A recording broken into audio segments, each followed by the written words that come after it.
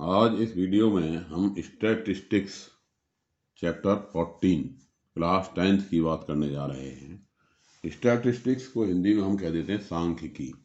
तो इसके लिए जो आवश्यक पिछली क्लासों की बातें हैं उनको आज हम अभी डिस्कस कर लेते हैं, क्योंकि जो पिछली बातें जान करके ही हम आगे बढ़ सकते हैं।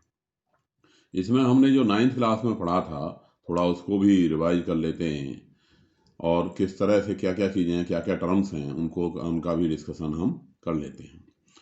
तो चलिए एक एग्जांपल से शुरू करते हैं कि मान लिया पहले से मतलब सांख्यिकी है क्या। सांख्यिकी क्या है? डेटा का मैनेजमेंट, कि डेटा को सही ढंग से प्रेषित करना। तो अब जैसे एक डेटा हम ले लेते हैं कि let in a class of 25 student in a unit test of 20 marks student got marks as follow. मान लिया एक क्लास है, 10वीं क्लास ही है, और उसमें 25 बच्चे हैं और 25 बच्चों के 20 मार्क्स का यूनिट टेस्ट हुआ। ठीक है, और उनके जो रोल नंबर वाइज मार्क्स आए वो इस प्रकार से आए। ठीक है, अब भाई रोल नंबर 1 के 3, 2 के 7, इस तरह से सभी रोल नंबर के मार्क्स लिखे हुए। ये टीचर ने उनकी क्या बना ली, एक लिस्ट बना ली, अवार्ड लिस्ट जिसको कहते हैं, अंक सूची बना ली। अब ये जो अंक सूची है ये क्या है? ये है प्राइमरी डेटा, इसको हम कहते हैं प्राथमिक आंकड़ा। क्या कहते हैं हम इसको? प्राथमिक आंकड़ा। अब प्राथमिक आंकड़ा कि भाई ये मेरे बच्चों के नंबर आ गए। अब वो कहता है कि चलो इसका मैं मीन निकालता हूँ। तो मीन कैसे निकालेगा? कि वो इन सभी मार्क्स को जोड़ देगा जो नंबर आए बच्चों के, और उसको जो है 25 से डिवाइड मार देगा। जैसे इन सब का जोड़ मैंने किया तो ये आया कितना, जो है 282, 282, और 282 को 25 बच्चे हैं, 282 को 25 से डिवाइड कर दिया तो ये क्या आ गया? मीन। तो मीन का जो पहला फॉर्मूला, मीन को हम हिंदी में कह देते हैं माध्य, तो या औसत। तो माध्य जो आ गया वो कितना आ गया? 11.28 आ गया। लेकिन ये तरीका काफ़ी लंबा रहा कि भाई अब बच्चे बहुत ज़्यादा होते तो हम तो जोड़ते जोड़ते ही जो है थक जाते। तो इसलिए इसको छोटा करने के लिए इसको एक दूसरे तरीके से, भाई हम मार्क्स हैं अलग अलग, तो इसको जो है जैसे हम पहले संख्याओं को जोड़ते हैं और जोड़ने को आसान करने के लिए हम मल्टीप्लिकेशन सीख लेते हैं। इसी तरह से अगर इसको टेबल को हमने जो 25 बच्चे हैं इसको इस तरह से बना दिया, टेबल उसी बात वही है, अंक वही हैं, लेकिन इन अंक को लिखने का तरीका अगर हमने बदल दिया, जैसे वो क्या था, ये वाला जैसे रोल नंबर वाइज जो लिखा है इसको हम कहते हैं प्राथमिक आंकड़ा, प्राइमरी डेटा। और रोल नंबर वाइज से फिर जब हमने इसको इस ढंग से लिख दिया कि भाई मार्क्स बच्चे के और नंबर ऑफ स्टूडेंट कितने बच्चों के जैसे आए, क्योंकि इस चीज़ की ज़रूरत, अब बच्चे को तो इसकी ज़रूरत है कि मेरे मार्क्स कितने आए, लेकिन टीचर को किसकी ज़रूरत है कि भाई कहाँ कितने बच्चों के कैसे कैसे मार्क्स आए।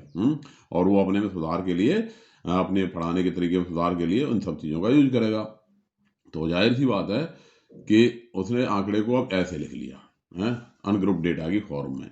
अनग्रुप डेटा की फॉर्म में कैसे कि भाई 2 नंबर आए एक बच्चे के, 3 नंबर आए 2 बच्चों के, 5 नंबर आए 2 बच्चों के, 7 नंबर आए 2 बच्चों के, 9 आए 2 के, 10 आए 3 के, 12 आए 4 के, इस तरह से मतलब कि संख्या वाइज उसने इसको लिख लिया कि भाई कितने नंबर कितने बच्चों के आए। और फिर उसने CF निकाल ली कि भाई 2 नंबर एक बच्चे के आए, 3 इस पे हैं। तो इस तरह से, और अगर वो इस एफ और एक्स को मल्टीप्लाई कर दे, जो 9th में आपने सीखा था एफ इंटू एक्स, तो ये एफ एक्स आ गया। कि भाई इनकी संख्या, इनको आप जोड़ोगे तो यहाँ गुणा करके एफ और एक्स का गुणा करके जोड़ोगे तो वो भी उतना ही आएगा जितना सिग्मा एक्स आया था, क्योंकि संख्याओं का वही बात है। तो ये अनग्रुप्ड डेटा की फॉर्म कहलाएगी। ये क्या कहलाएगी? Ungrouped data. अब अगर हम इससे मीन निकालें तो मीन का फॉर्मूला जो 9th में हमने पढ़ा था, जो सिग्मा एफ एक्स बटे सिग्मा एफ 282/25, वही आ जाएगा। और इस डेटा से हमारे पास एक मोड, क्योंकि यहाँ पे हम 3 चीज़ों की बात करेंगे जिसको हम कहते हैं central tendency, measure of central tendency, केंद्रीय प्रवृत्ति की माप, मीन, मीडियन एंड मोड। तो अब ऊपर वाले डेटा से इजीली हम मतलब मीन तो हमने निकाला, काफ़ी देर लगी उसमें भी, लेकिन अब इस डेटा से हम मोड भी निकाल सकते हैं। मोड अब हमने यहाँ लिख दिया कौन से बच्चे कितने हैं, तो यहाँ पे कितने मार्क्स कितने बच्चों के हैं। अब जैसे यहाँ 12 नंबर 4 बच्चों के हैं, तो जो सबसे बड़ा मोड क्या होता है? बहुलक। मोड को हिंदी में कहते हैं बहुलक। बहुलक क्या होता है? कि जो आंकड़ा सबसे ज़्यादा बार आया, यानी यहाँ पे 12 नंबर 4 बच्चों के हैं तो ये क्या हो गया? मोड हो गया। यानी जो जो डेटा सबसे ज़्यादा बार आया, which data comes has highest frequency is called mode. तो यहाँ हाईएस्ट फ्रीक्वेंसी कितनी है? 12 की है, तो ये क्या कहलाएगा? मोड। और मीडियन क्या होती है? मीडियन होती है कि जैसे क्यू है, क्यू को बढ़ते हुए क्रम में लगा दें, 25 बच्चों के नंबर को हम बढ़ते हुए क्रम में लगा दें, तो बीच में कौन सा हुआ? 13वां स्टूडेंट, 13वां स्टूडेंट, n+1/2 एट टर्म। तो n+1/2 एट टर्म की वैल्यू जो होगी वो कहलाती है मीडियन या माध्य। ये हमने सारी बातें छोटी क्लासों में पढ़ी हैं, उन्हीं को डिस्कस हम कर रहे हैं। अब ये निकालने के लिए 25 हमने क्या करा? CF निकाल दी।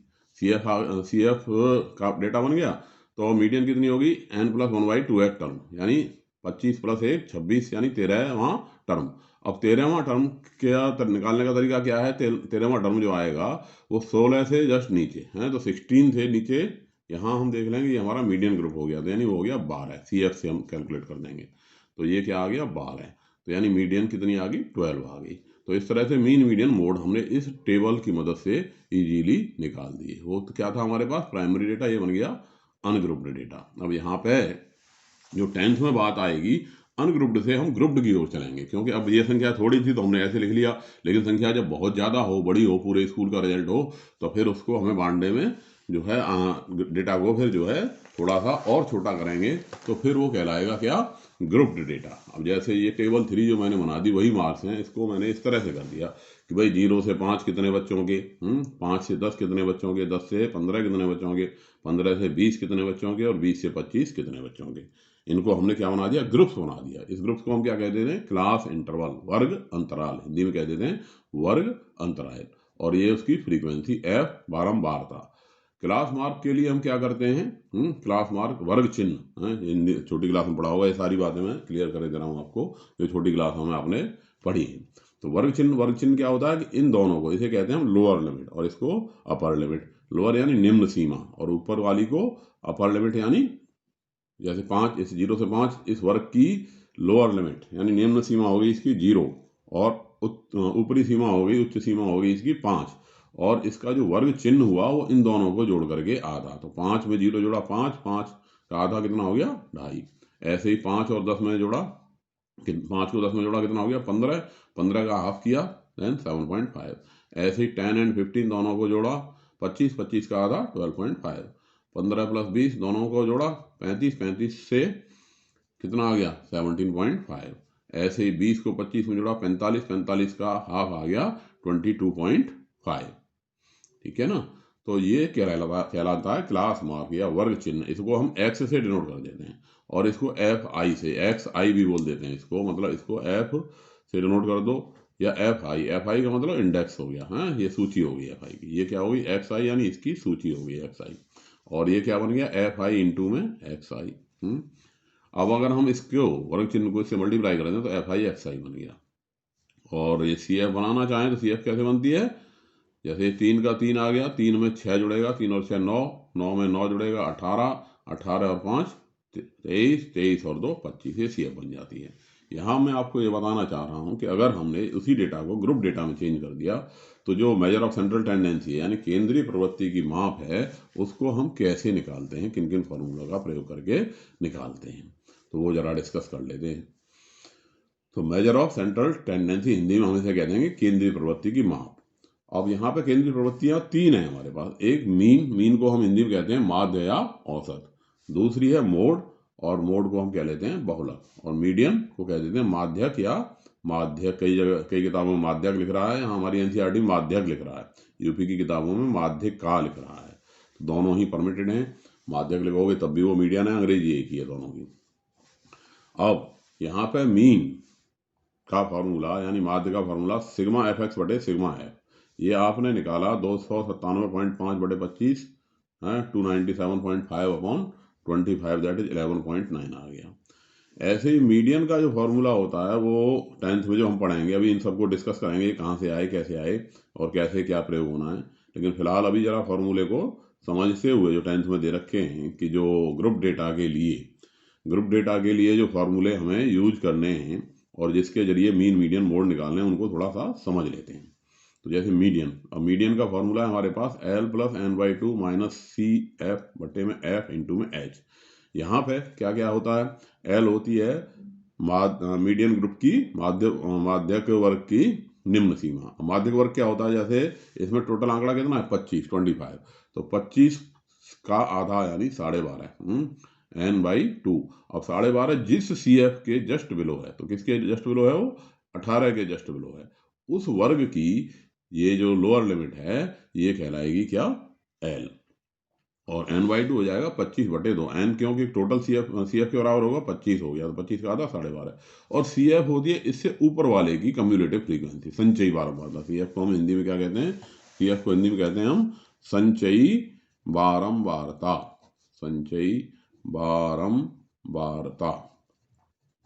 तो इसका हमने हाफ किया तो ये हमारा जो है माध्यक वर्ग बना, और माध्यक वर्ग से ऊपर वाले की जो कम्युलेटिव फ्रीक्वेंसी होगी, संचयी बारंबारता होगी, वो यहाँ पे आएगी -CN/2 minus CF cumulative frequency upon F into में H। H क्या होता है? वर्गांतराल। यानी जैसे 15 और 20 का जिनका जो अंतर है वो कितना है? 5। जैसे 10 5, जैसे 0 5 10 15 20, तो ये 5 का जो अंतर है या 5 10 इनमें सब में जोड़ने पे आता है कि नहीं? तो ये जो कहलाता है H। अब इसको हमने कैलकुलेट किया, L को जब हमने मीडियन कैलकुलेट की, तो मीडियन क्या आई? L plus n/2 minus CF upon F into में H। 10 plus 12.5 minus 9 upon 9 into में 5। कैलकुलेट कर दिया। 10 प्लस 3.5 इंटू 5 अपॉन में 9, that is 10 plus 1.16, that is 11.16। अब मोड का हमारे पास फॉर्मूला है बहुलक। मोड को हिंदी में कह देते हैं क्या? बहुलक। अभी पीछे बता रखा है बहुलक। और बहुलक होता है L plus F1 minus F0 minus 2F1 minus F0 minus F2 into में H। अब ये कैसे होता है? बहुलक वर्ग, इसके लिए हमें सबसे पहले जब ग्रुप डेटा हो तो उसमें बहुलक वर्ग का चुनाव करना होता है। अब बहुलक वर्ग में क्या होता है कि जो हाईएस्ट फ्रीक्वेंसी है, जैसा भी बताया था कि अगर अनग्रुप डेटा हो तब भी वो हाईएस्ट फ्रीक्वेंसी वाला जो मार्क है उसको जो है हम बहुलक कहते हैं, और इसमें जो हाईएस्ट फ्रीक्वेंसी वाला है उसको हम बहुलक वर्ग कह देंगे। तो अब इसमें हाईएस्ट फ्रीक्वेंसी हमें जो दिखाई दे रही है वो कितनी दिखाई दे रही है? 10 से 15 में दिखाई दे रही है। तो ये 10 से 15 वाला जो वर्ग है ये क्या हो गया? बहुलक वर्ग हो गया, मोड ग्रुप हो गया। तो L इसकी क्या कहलाएगी? Lower limit. तो लोअर लिमिट होगी इसकी 10। F1 जो स्वयं इसकी फ्रीक्वेंसी है ये हमारे पास क्या कहलाएगी? F1। इसको हम कहते हैं F1। इससे ऊपर वाले को F0 और इससे नीचे वाले को F2, क्योंकि बहुलक कैलकुलेट करने का ये तरीका होता है। ठीक है कि नहीं? तो अब इसमें हमने वैल्यू डाल दी, L plus F1 minus F0 upon 2F1 minus F0 minus F2 into में H। तो ये कैलकुलेट कर दिया 10 plus 9 minus 6 upon 2 into 9 minus 6 minus 5 into में 5। तो ये आ गया 10 plus 3/7 into 5, that is 10 plus 2.14, that is 12.14। तो यहाँ बताने का ये जो मकसद था, इस सवारी कहानी को सुनाने का जो मकसद था वो ये है कि जैसे ये डेटा था, इस डेटा को हमने 3 फॉर्म में लिखा। पहले प्राइमरी डेटा के रूप में, फिर अनग्रुप डेटा के रूप में, फिर ग्रुप डेटा के रूप में। और तीनों के जरिए, दोनों के जरिए यानी ग्रुप डेटा के जरिए और अनग्रुप डेटा के जरिए हमने मीन मीडियन मोड निकाली। तो उनमें थोड़ा सा अंतर आता है, लेकिन वो अंतर जो है एक्सेप्टेबल होता है। जैसे आप यहाँ देख रहे हो कि यहाँ पे मीन आया 11.28, मोड आया 12 और मीडियन आई 12। और यहाँ पे आप देख रहे हो ये जो है मीन आया हमारा, इसमें जब हमने मीन निकाला तो कितना आया? 11.9, और मीडियन आई 11.16 और मोड आया 12.14। तो कहने का मतलब यह है कि आसपास ही होता है। तो जब संख्याएं बड़ी हो जाती हैं, डेटा बड़ा हो जाता है, तब हम इस ग्रुप डेटा के जरिए जो निकालते हैं तो लगभग उसी के बराबर आता है। ये समझाना, इस पिछली बातों को समझाना, यही इसका मकसद था। अब जरा हम 10th की बात पे बिल्कुल आ जाते हैं। जो 10th के हमारे सवाल बोर्ड में जैसे क्वेश्चन आते हैं उनको हल करने में, क्योंकि अच्छा यही रहता है कि हम पहले थोड़ी थ्योरी समझ लेते हैं, तो जो क्वेश्चन है क्वेश्चन करने में भी आसानी रहती है, उनकी समझ बन जाती है। तो mean of A grouped data. अब यहाँ हमारा पहला टॉपिक है mean of a group data, यानी ग्रुप्ड डेटा का वर्गीकृत आंकड़े का माध्य, वर्गीकृत आंकड़े का माध्य निकालना। तो यहाँ पे हम 3 मेथड के जरिए, 3 मेथड हम यूज करेंगे। We shall discuss 3 methods to calculate mean of a group data. यहाँ हम आंकड़ा निकालने के लिए 3 विधियों का प्रयोग करेंगे। एक है डायरेक्ट मेथड, प्रत्यक्ष विधि। दूसरी एज्यूम्ड मीन मेथड, कल्पित माध्य विधि।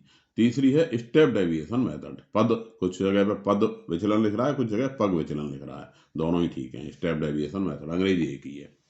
तो ये 3 विधियां कैसे कैसे हम यूज करते हैं और इनके कहाँ कहाँ यूज करते हैं, ये भी हम जो है डिस्कस इस वीडियो में करेंगे। ठीक है, तो अब आ जाते हैं हम एक्सरसाइज 14.1। 14.1 का पहला क्वेश्चन है हमारे पास, एक्सरसाइज 14.1। ये हमें दे रखा है कि number of plants and number of houses, इस तरह से हमें डेटा दे रखा है और हमें इसका मीन निकालना है। तो अब पहले जैसा कि भी मैंने पीछे बताया कि फॉर्मूला जैसे डायरेक्ट मेथड का क्या होता है, sigma F I X I upon sigma F. और अभी फिर हम अगले में एज्यूम्ड मीन और स्टेप डेविएशन मेथड को भी डिस्कस करेंगे। अब कब किसको आप प्रयोग करते हैं ये भी जरा समझ लेते हैं। अब जैसे ये आंकड़ा है number of plants and number of houses, और हमने क्लास मार्क निकाल दिया। इतना काम तो हमें हर क्वेश्चन में, हर एक सवाल में करना ही पड़ेगा। क्लास मार्क कैसे निकालते थे अभी मैंने बताया, दोनों को जोड़ करके हाफ कर दिया। तो 0 से 2, आधा कितना हो गया 1, 2 और 4 6, 6 का आधा 3, 4 और 6 10, 10 का आधा 5, 6 और 8 10, 10 6 और 8 14, 14 का आधा 7, 8 एंड 10 18, 18 का हाफ 9, 10 एंड 12 कितना हो गया 20, 22 का हाफ 11, 12 एंड 14 26 का हाफ 13।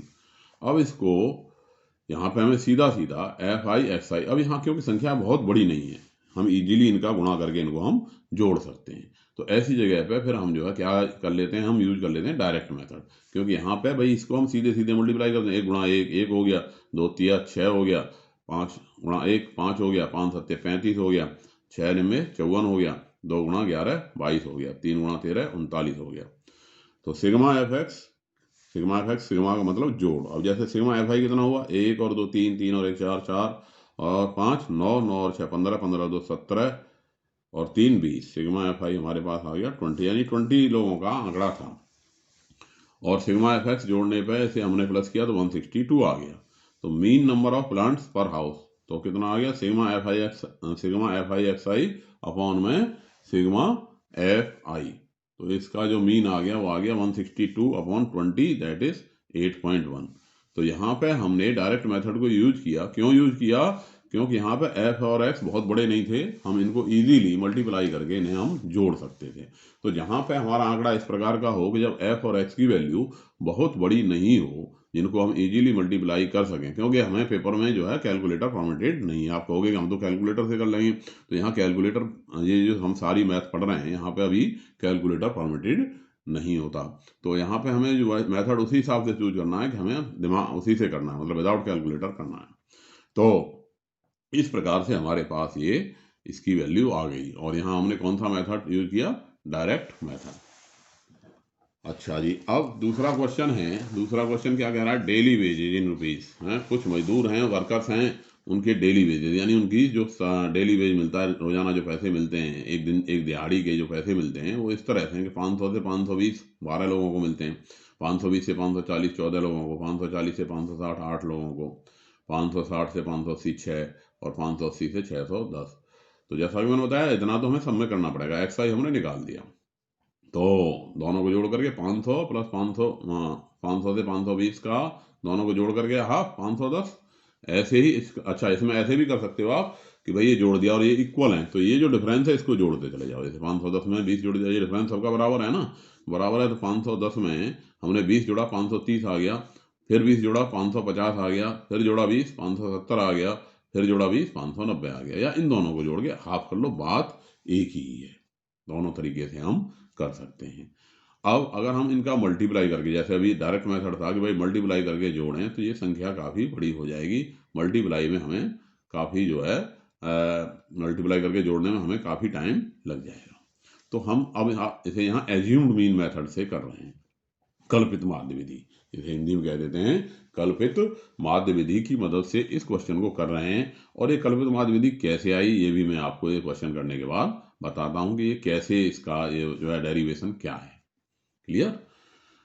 तो कल्पित माध्य विधि में हम एक DI निकाल देते हैं। पहले तो सबसे पहले हमने एज्यूम कर लिया कि भाई ये जो डेटा है इसका जो एज्यूम्ड मीन है, कल्पित माध्य है 550, ठीक है, कि भाई हमने इसका कल्पित माध्य मान लिया, let assumed mean A equal to 550, कि भाई इसका जो कल्पित माध्य है वो 550 है।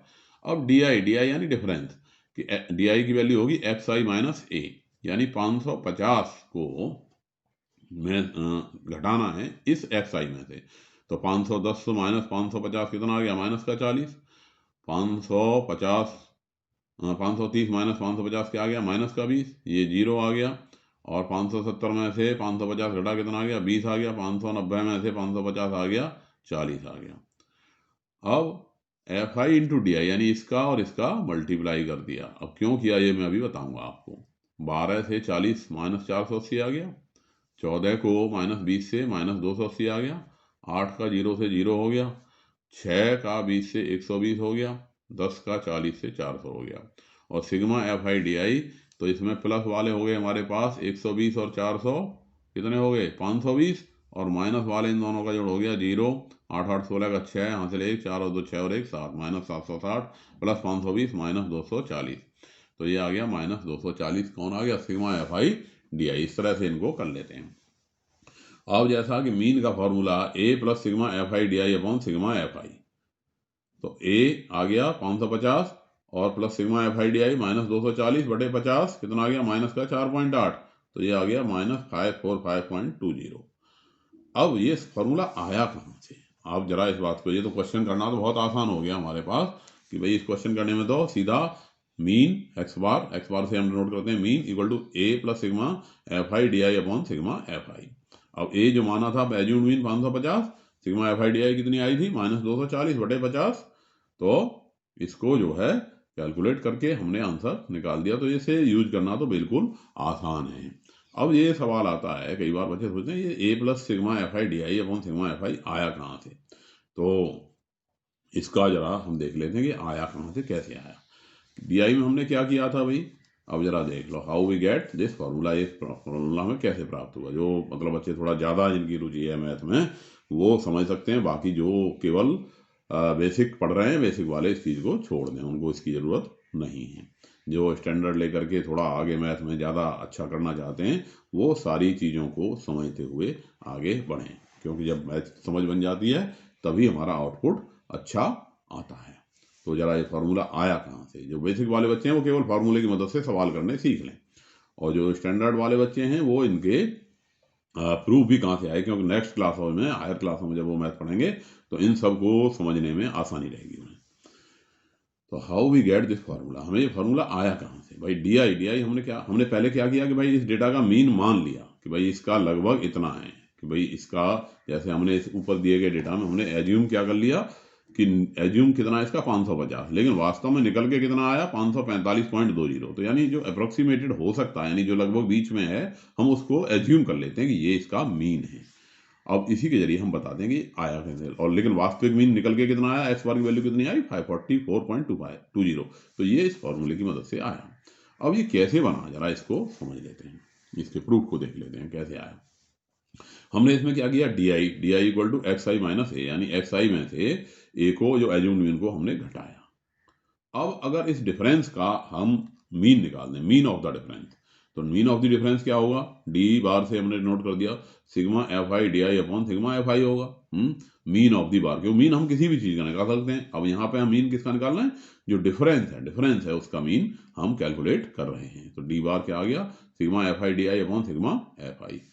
अब डी आई की वैल्यू हमने क्या डाली थी, एक्स आई माइनस ए, तो sigma F I into x I minus A upon sigma F I.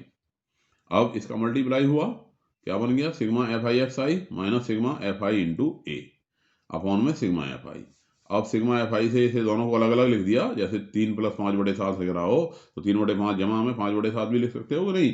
तो इसको ऐसे लिख दिया, sigma F I X I upon sigma F I minus A into में sigma F I upon sigma F I. अब ये sigma F आई से sigma F आई खत्म हो गया। अब ये sigma F I x upon sigma F I X I upon sigma F आई क्या होता है, मीन होता है, एक्स बार होता है। तो इसकी जगह पे हमने क्या लिख दिया, एक्स बार, और यहाँ क्या बचा माइनस ए।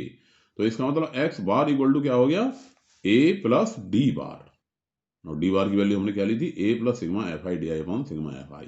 तो ये फॉर्मूला कहाँ से आया, ये आपकी समझ में इस डिस्कशन को देखने के बाद क्योंकि आ गया होगा कि ये फॉर्मूला आखिर जो है आया कहाँ से। जो कल्पित माध्य का फॉर्मूला है कि mean equal to A plus D bar, तो ये फॉर्मूला कहाँ से निकल करके आया, ये बात आपकी समझ में अच्छे से आ गई होगी।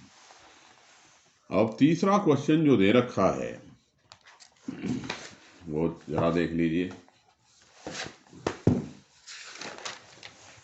तीसरे क्वेश्चन में कह रहा है कि डेली पॉकेट अलाउंस और नंबर ऑफ चिल्ड्रन, बच्चों को जो जेब खर्चा मिलता है कि भाई 11 से 13, 13 से 15, हाँ इतने बच्चों को मिलते हैं, वो दे रखा है, ये हमें क्वेश्चन में दे रखा है। और हमें कहा है कि मीन पॉकेट अलाउंस कितना है, 18 रुपये है। मीन पॉकेट अलाउंस कितना है, 18 रुपये है। हमें बताना है कि ये जो मिसिंग फ्रीक्वेंसी है एफ, ऐसे क्वेश्चन बोर्ड में बहुत आते हैं, तो इस मिसिंग फ्रीक्वेंसी एफ की वैल्यू क्या है, ये हमें निकालनी है। क्लियर होगी बात? तो चलते हैं जरा आगे। भाई इसमें हमें टोटल बच्चे नहीं पता कि टोटल बच्चे कितने हैं, क्योंकि यहाँ पे एक फ्रीक्वेंसी हमारी मिसिंग है। हमें दे रखा है कि इसका मीन 18 है, तो इस एफ की वैल्यू हमको कैलकुलेट करनी है। तो इसके लिए हम क्या करते हैं, दो तरीके हो सकते थे भाई। एक तो हम मीन के बराबर सिग्मा एफ एक्स यहीं से इनको मल्टीप्लाई करते जाते, इनको जोड़ करके, और फिर mean equal to sigma F X upon sigma F का फॉर्मूला लगा देते और एफ की वैल्यू निकालते। ऐसा बहुत सारे बच्चे मैं हर बार देखता हूँ क्लास में करते हैं कि सीधा फॉर्मूला लगाया, 12 सत्ते 84, 6 से मल्टीप्लाई, फिर इनको जोड़ा और फिर इसका इक्वेशन बनाया और एफ की वैल्यू निकाल दी। और उसमें क्योंकि सवाल इतना लंबा हो गया कि कहीं ना कहीं कैलकुलेशन की एक मिस्टेक हो गई और एफ की वैल्यू ठीक नहीं आई। तो जैसा कि मैंने बताया कि डायरेक्ट मेथड तभी यूज करना है कि जब एफ और एक्स की वैल्यू हमारे पास छोटी छोटी हों। ये वाला कॉलम और ये वाले कॉलम में ये जो संख्याएं हैं जो इजीली मल्टीप्लीकेबल हों, यानी जिनका हम आसानी से गुणा कर सकें, तभी हमें डायरेक्ट मेथड यूज करना चाहिए। अब ये संख्याएं थोड़ी बड़ी हैं, इनका हम गुणा करके अगर जोड़ेंगे तो ये काफ़ी लंबा कहानी बन जाएगी। तो ऐसे करने के बजाय इसको हमने अभी जो एज्यूम्ड मीन मेथड सोचा, उससे किया, उसके जरिए करेंगे तो ये क्वेश्चन इजीली हो जाएगा, गलती के चांस भी कम हो जाएंगे। तो हमने मान लिया मीन पॉकेट अलाउंस एक्स बार हमें दे रखा है 18, हमने एज्यूम्ड मीन ए मान लिया 18, ठीक है, वो भी 18 ही मान लिया हमने, ठीक है, जो दे रखा है उतना ही मान लिया। अब एज्यूम्ड मीन 18 मान लिया तो क्या हो गया, अब घटाओ इसे, 12 minus 18 minus 6, 14 minus 18 minus 4, 14 minus 16 minus 2, 18 minus 18 0, 20 minus 18 2, 22 minus 18 4, 24 minus 18 6। तो इस तरह से ये आ गया हमारे पास डी आई, और F I into D I को मल्टीप्लाई कर दिया तो ये 7 का 6 से माइनस 42, 6 का माइनस 4 से माइनस 24, 9 दूनी 18 माइनस 18, 13 का 0 से 0, एफ का 2 से 2f, 5 चौके 20 और 4 सिक्के 24। अब सिग्मा एफ आई डी आई, क्योंकि इसमें मल्टीप्लाई करने में हमें कोई ज़्यादा दिक्कत नहीं हुई, आसानी से हमसे मल्टीप्लाई हो गया। अब सिग्मा एफ आई डी आई निकाला तो ऐसे कर सकते थे कि या तो ऐसे जोड़ लो इन्हें, ये हो गया 2f प्लस का कितना आ गया 2f प्लस 20 और 24 कितना हो गया 44 हो गया, और माइनस वाले ये कितने आ गए आपस में बिना चिन्ह के जोड़ लिए, 18 और 24 कितने हो गए 8 32 42, और ये 2 और 4 6, 6 और 8 14 का 4, 2 और 4 6, 6 और 8 14 का 4, हासिल 1, 5 और 2 7, 7 और 1 8, 84 बन गया। और जो है माइनस का 84 बना। अब इसको घटाओगे इसमें से तो कितना आ गया 2f माइनस 40 बन गया। तो ये 2f माइनस 40 हमने यहाँ लिख दिया। अब फॉर्मूला लगा दिया, X bar mean X bar equal to A plus sigma F I D I upon sigma में एफ आई, इसको हमने फॉर्मूला लगा दिया। तो 18 इक्वल टू क्या आ गया 18 प्लस 2f माइनस 40 अपॉन में 44 प्लस एफ। अभी 18 एंड 18 कैंसिल्ड आउट, खत्म हो गए, 2f माइनस 40 अपॉन में 44 प्लस एफ, 4 प्लस एफ को 0 से मल्टीप्लाई हो गया, ये 0 हो गया, तो 2f इक्वल टू 40 आ गया। f इक्वल टू कितना आ गया 40/2, कितना आ गया 2f इक्वल टू 40, यानी f की वैल्यू आ गई 40/2 दैट इज 20। तो इस तरह से जो मिसिंग फ्रीक्वेंसी है वो हमने प्राप्त कर ली। तो इस प्रकार ये आपकी समझ में आ गए होंगे 3 क्वेश्चन, और इसकी जो थ्योरी मैंने बताई ये भी समझ में आ गई होगी। नेक्स्ट वीडियो में अब इसका अगला पार्ट बनाएंगे, तब तक इस पार्ट को करेंगे और फिर अगले नेक्स्ट वीडियो में मिलते हैं। धन्यवाद।